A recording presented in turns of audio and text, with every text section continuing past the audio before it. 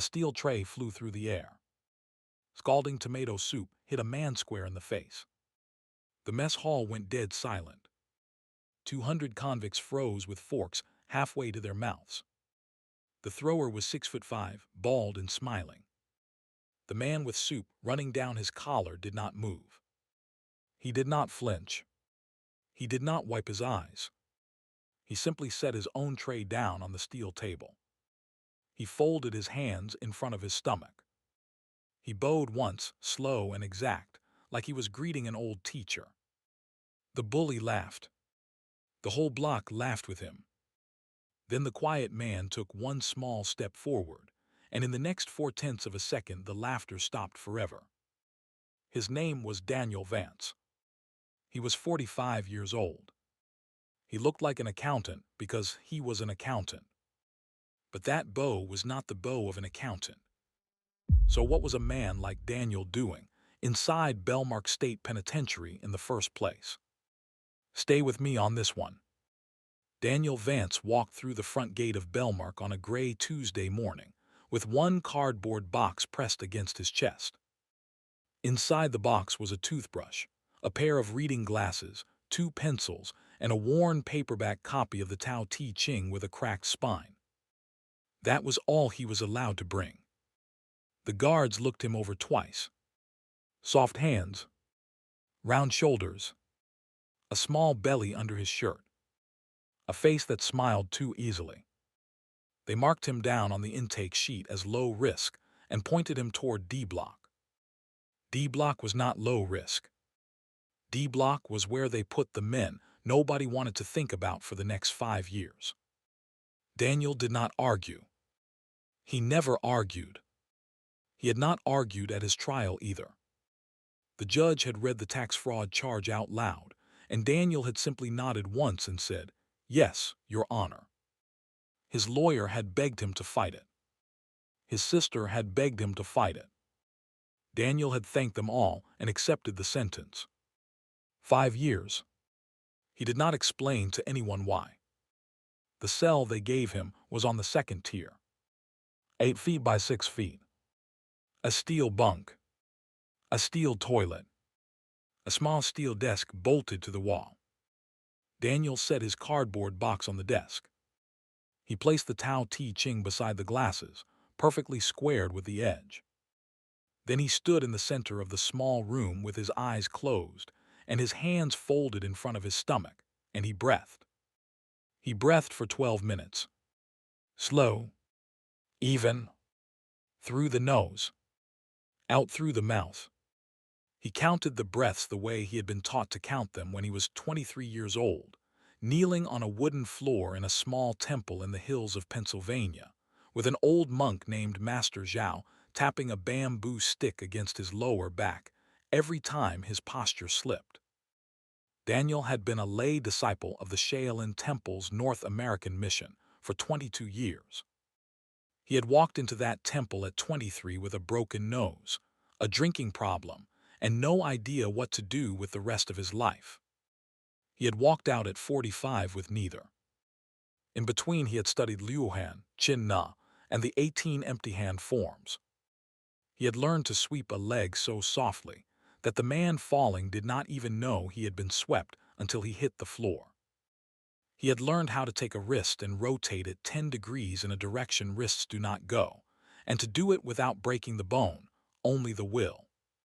He had learned, most of all, how to stand still. Then his mother had gotten sick. Daniel walked away from monastic life without a word of complaint. He moved back to Akron. He opened a small bookkeeping office 2 blocks from the hospital. He sat beside her bed for the last 4 months of her life and read to her every evening from the same paperback copy of the Tao Te Ching that now sat squared with the edge of the desk in cell 217. After she died, Daniel kept the office open. He filed taxes for hairdressers and tow truck drivers and a small Greek diner on West Market. Then one Tuesday morning 2 federal agents walked into his office with a folder of papers and a name on the top of it that was not his. The name belonged to a client who had used Daniel's filing software to push $750,000 through a paper company in Delaware. The client had vanished. The trail ended at Daniel's desk. Daniel could have fought it. The numbers would have shown, eventually, that he had only filed what his client gave him. But fighting would have meant turning over 4 years of internal records, and inside those records were the names of 24 other small businesses that had trusted Daniel with their books. A few of those businesses had small problems of their own.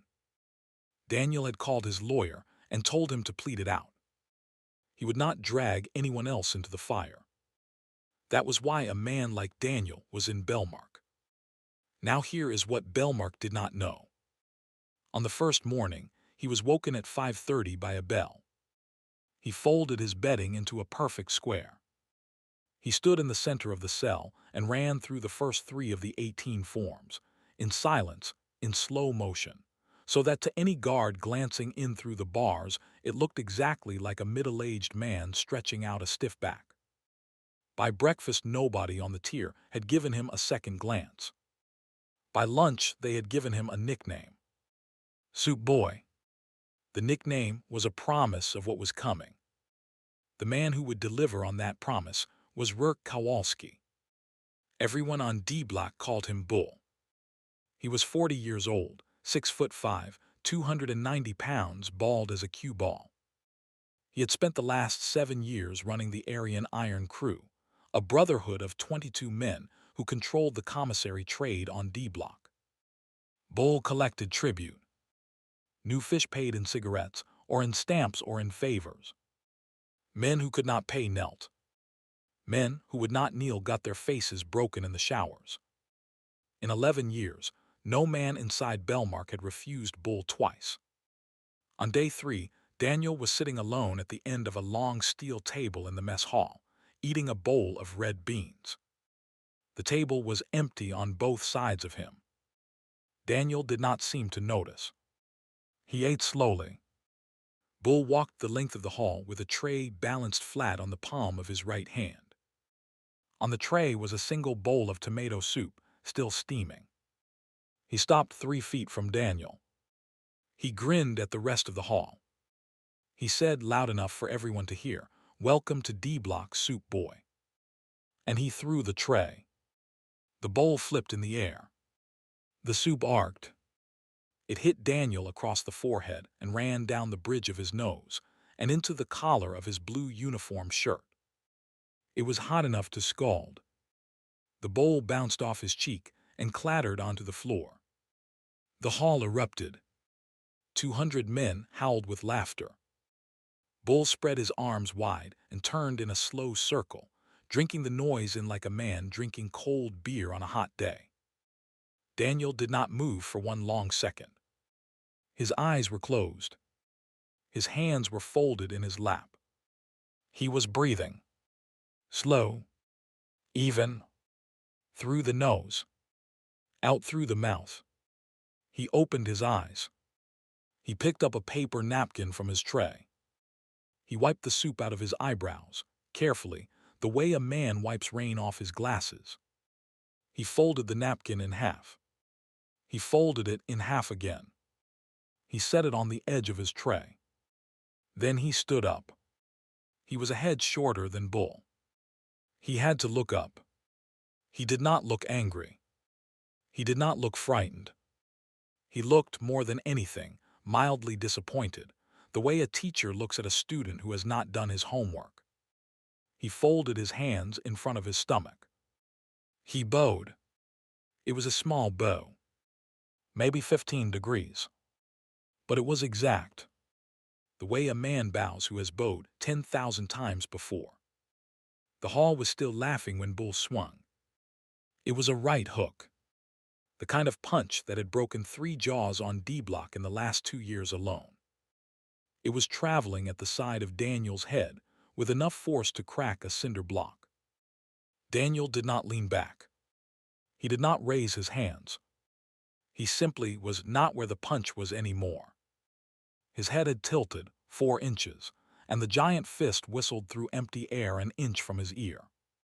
The momentum carried, Bull's whole body forward across the steel table. And in the half-second that Bull was off balance, Daniel did three things. He stepped his left foot inside Bull's right foot. He hooked the outside edge of his left ankle behind Bull's right heel. And he placed his right palm, very gently, on the front of Bull's right shoulder and pushed it in the same direction Bull was already falling. Bull went down. 290 pounds of balled muscle came off its feet and pitched sideways across the steel table. And as he went, Daniel's left hand closed softly around Bull's right wrist and rotated it. 10 degrees. In a direction wrists do not go. Bull landed on his back on the linoleum, with a sound like a side of beef hitting a butcher's block.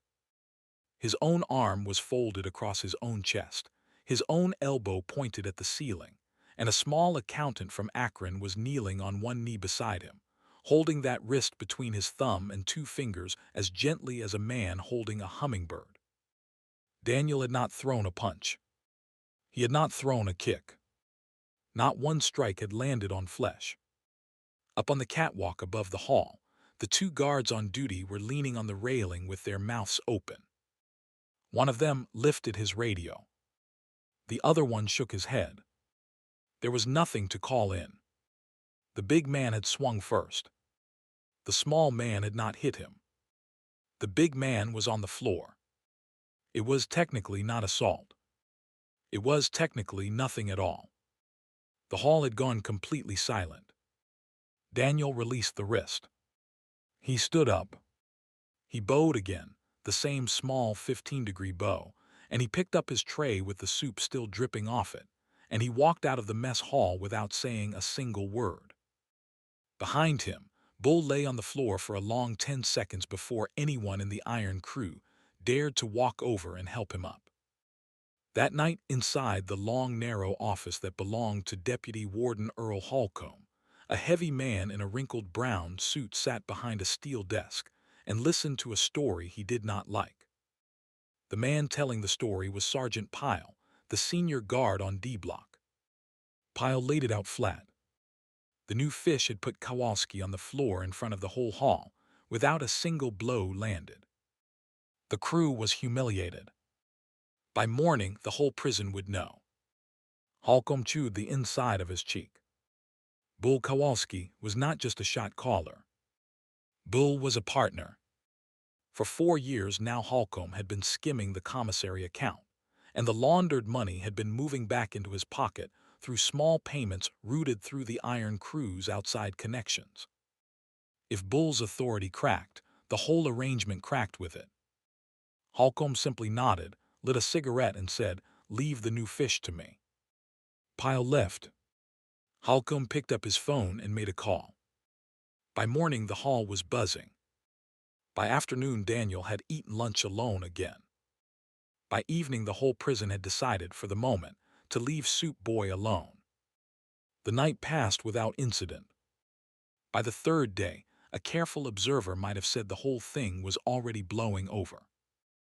On the fourth morning, Daniel was assigned a new work detail.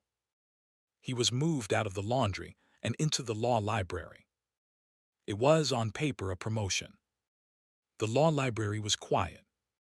The work was clerical. He sat at a small desk and refiled case books that other inmates had pulled off the shelves. Sergeant Pyle himself walked Daniel over and unlocked the door for him. Pyle even smiled, a tired veteran smile, and said, "You keep your nose clean in here, Vance, and we will get along just fine." Daniel thanked him. He sat down at the small desk. He squared a stack of case books with the edge. He began to refile them, slowly, alphabetically, in silence. Through the high, narrow window above the shelves, he could see a thin slice of gray sky. He watched it for a long moment. Then he picked up the next case book and went back to work. He did not know yet that the law library, on that side of the building, sat in a wing where 2 of the 3 corridor cameras had been logged as out for maintenance since Monday. A folded square of paper slid under the law library door. Daniel walked over and picked it up. It was a single line, written in pencil in a careful round hand. "Tonight in the showers. Be ready." There was no signature. Daniel read it twice. He slid it into the breast pocket of his uniform shirt. He went back to his small desk. He closed his eyes for one long breath, and the calm of the last 3 days went out of him like air out of a tire. He understood in that one breath exactly what had happened. The promotion to the law library was not a promotion. It was a cage. The wing he was now working in was the blind spot wing. The cameras had been down since Monday. Monday was the day before he had bowed in the mess hall. Somebody had been preparing this wing for him before he had even thrown the soup off his face. Somebody high enough to move work assignments and to take corridor cameras offline. Somebody who wanted Bull's loss of face erased before the legend spread. Daniel opened his eyes. He picked up the next case book and went back to refiling. His hands were steady, but inside his chest, very quietly, something old and patient had begun to move. If you are still with me on this one, hit that subscribe button now, because the next 20 minutes are where everything turns. That afternoon at 3 o'clock, the law library door swung open, and a thin, wiry man in kitchen whites stepped inside carrying a mop bucket. He did not say a word to Daniel. He set the bucket down at the far end of the room. He pulled a gray mop out of it and began to mop slowly, in long, even strokes, working his way down the aisle between the shelves. Daniel watched him out of the corner of his eye. The wiry man's wrists were thin, but the knuckles on his right hand were enlarged and slightly flattened in a way that takes about 15 years of striking a wooden post to develop. When the wiry man passed Daniel's desk, he did not look up. But the handle of the mop, just for a second, came to rest against the floor in a perfectly vertical line, and the wiry man's right hand folded over the top of it in a grip Daniel had last seen 40 miles outside Allentown, at 5:30 in the morning, on a wooden practice floor in a small temple in the hills. Daniel did not react. He squared the next case book with the edge. The wiry man mopped his way out of the law library without ever speaking. The door shut behind him. Daniel sat very still for one long minute. Then he allowed himself the smallest possible smile. An hour later, a soft-spoken man in a gray chaplain's assistant shirt knocked once on the law library door and asked whether the library carried a Bible commentary by a particular author. Daniel walked him to the shelf. The chaplain's assistant pulled the book down with his left hand, but his right hand, hanging at his side, opened for one slow half-second into a flat blade and closed again.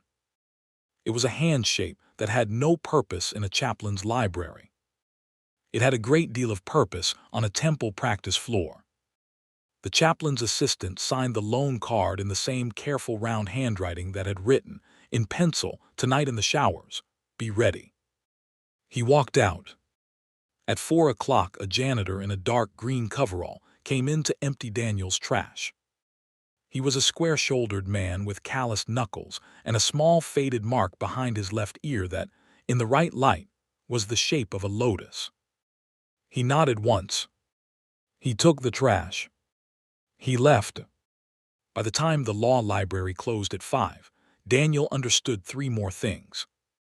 He was not alone inside Belmark. He had not been alone for 2 weeks. And the men who had quietly arranged to be inside these walls with him were not there to protect him in the way most men understand protection. They were there to make sure he did not have to break his own vows.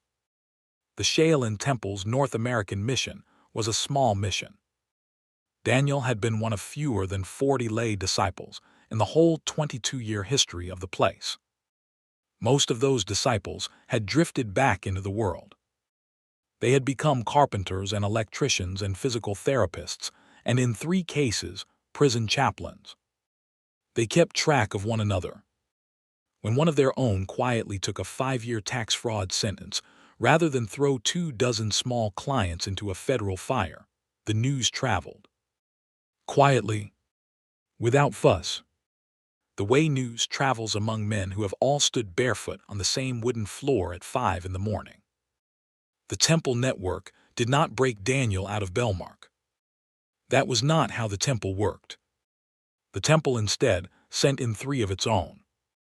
A kitchen porter who had spent 11 years in a small monastery in Northern California. A chaplain's assistant with a divinity degree and a degree understanding of Chin Na. A janitor whose lotus tattoo had been earned at 26 on the floor of the Mother Temple in Henan. Public defenders had been called. Sympathetic judges had been spoken to over coffee. A halfway house pipeline the mission had quietly maintained for 15 years had been activated. 3 transfers had ridden the morning bus into Belmark on the same day. They had not come to fight Daniel's fight for him. They had come to make sure that when the fight came, the corners of the room were already swept clean. The shower block on D block was a long-tiled room with 6 shower heads along one wall. After the dinner hour, the block went into a 40-minute open period. On any normal night, a guard stood at the entrance with a clipboard. On this particular night, the guard had been called away to deal with a small dispute on the upper tier. The clipboard was still hanging on its hook by the door. The guard was not. Daniel walked into the shower block carrying a folded white towel and a small bar of soap. 6 men were already inside. 5 of them were members of the Iron Crew. The 6th, in the back corner with his head down under the spray, was the wiry man with the flattened right knuckles. Bull Kowalski was waiting in the corridor outside. The 5 iron men did not move at first. They simply stood under their shower heads and watched Daniel cross the tile floor to the empty shower head at the far end. Daniel hung his towel on the hook. He set the soap on the small ledge. He turned the water on. He stepped under it. He closed his eyes. The first Iron Man came at him from the right, with a folded sock full of D batteries swinging at the side of his head. Daniel did not open his eyes. He simply dropped 3 inches, his knees softening, and the sock whistled over the top of his hair. As the Iron Man's arm extended past Daniel's face, Daniel reached up with his left hand, took the wrist, rotated it gently, and let the man's own momentum carry him face first into the tile wall. The sock dropped to the floor with a wet thud. The Iron Man slid down the wall and sat in a small puddle, breathing hard, his nose bleeding into the water at the drain. 2 more Iron Men came at the same time, 1 from each side. Daniel stepped once between them. His left elbow brushed the right one's solar plexus.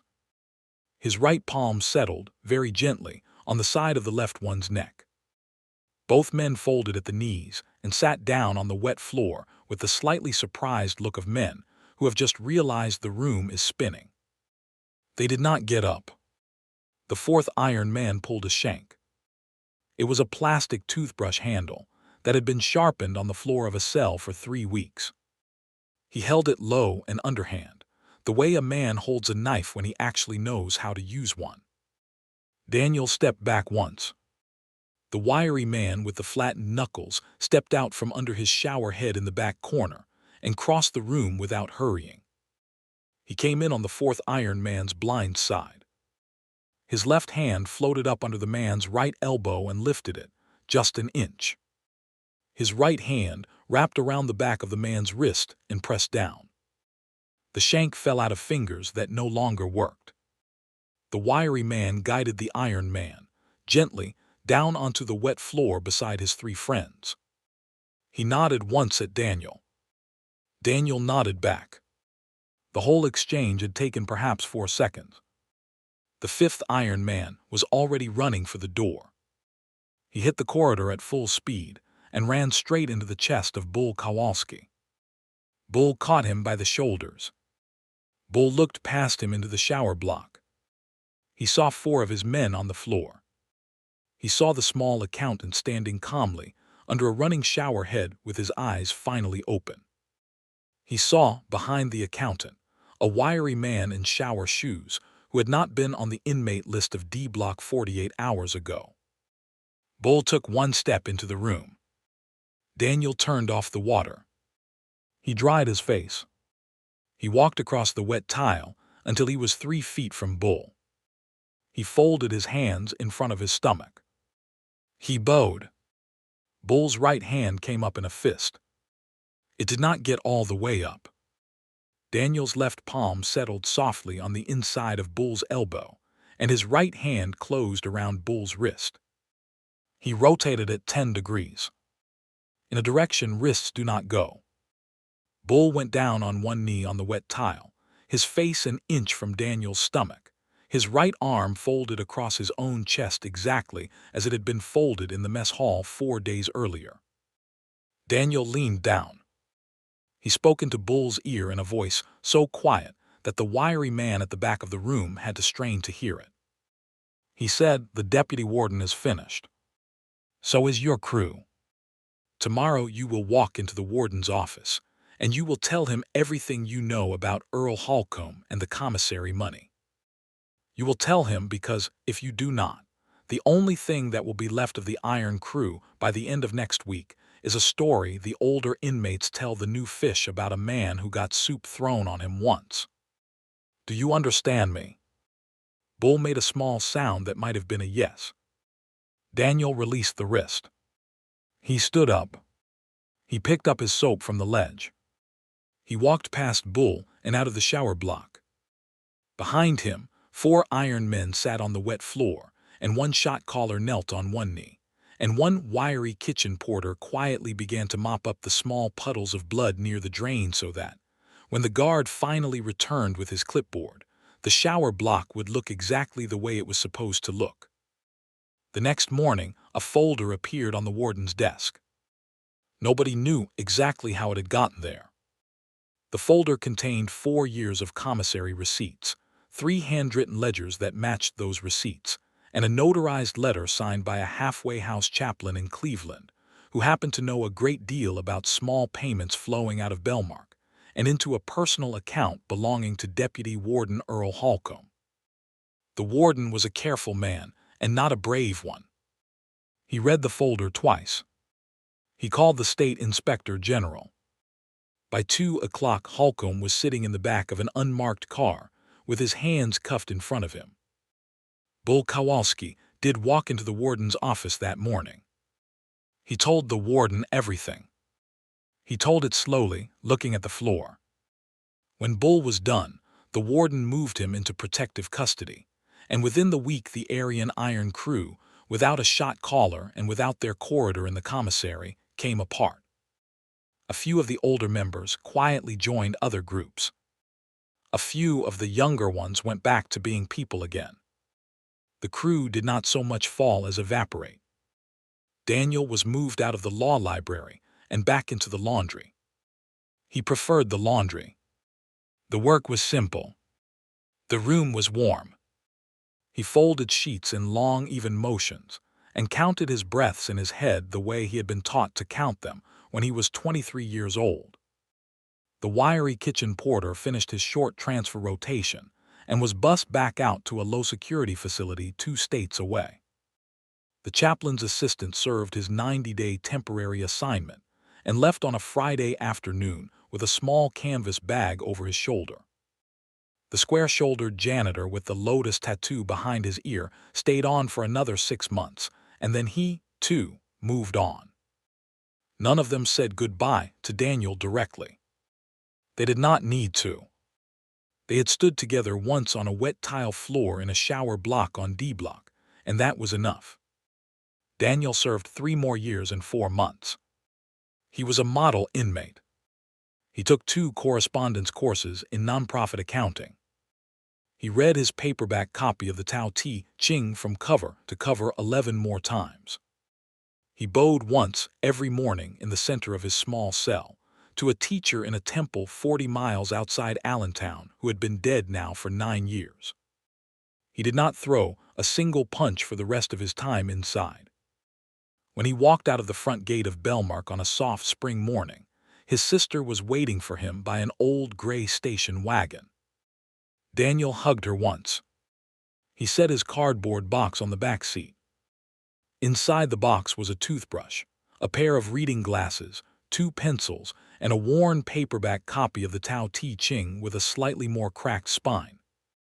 He went back to Akron. He opened a new small bookkeeping office 2 blocks from the hospital where his mother had died. He filed taxes for hairdressers and tow truck drivers and the same small Greek diner on West Market, which had kept his desk waiting for him.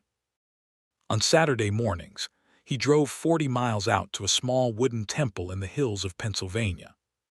He did not teach the forms. He sat in the back of the meditation hall on a small cushion, with his hands folded in his lap, and he breathed. A few of the old brothers came to sit with him sometimes.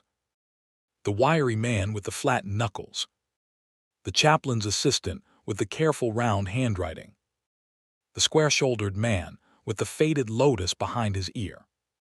They did not talk about Belmark. They did not need to. They sat together and they breathed together, and after an hour they bowed once to one another, the same small 15-degree bow, and they went back into their separate lives. If you ever pass through Akron and you happen to need your taxes done, there is a small office on West Market with a hand-lettered sign in the window. The man inside is in his late 40s now. His shoulders are still a little rounded. His hands are still soft. He will smile easily when you come in. He will offer you coffee. He will not mention prison. He will not mention soup. He will simply sit you down across from his small wooden desk and quietly, patiently help you put your life back in order. And if you watch him very carefully when he stands up to walk you to the door, you might catch, for just 1/2 second, the way he settles his weight evenly across both feet before he moves, and you might wonder where a small accountant from Akron learned to stand quite so still. Then he will smile and shake your hand, and the moment will pass. But the men on D Block still remember.